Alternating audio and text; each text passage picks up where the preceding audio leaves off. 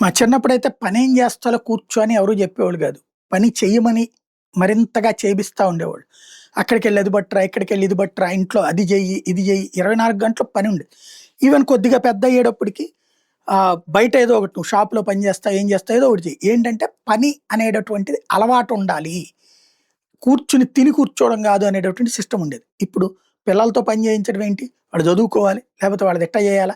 వాళ్ళు అది నేర్చుకోవడం ఏంది? ఇది నేర్చుకోవడం ఏంటి? అయ్యే తర్వాత సెట్ అవుతాయి. ముందు చదువు ముఖ్యమని కొంతమంది. లేదా పిల్లలతో పని చేయించడం ఏంటి అని కొంతమంది. ఇట్లిట్లాగా పక్కకెళ్ళిపోతున్నటువంటి రోజులు. బట్ భవిష్యత్తులో పని మాత్రం ఆప్షన్ అయిపోతుంది. ఇప్పటికే ఒకప్పటికి మళ్ళీ రూలే ఏది రోల్‌తో రోకటితో నూరేది లేదు.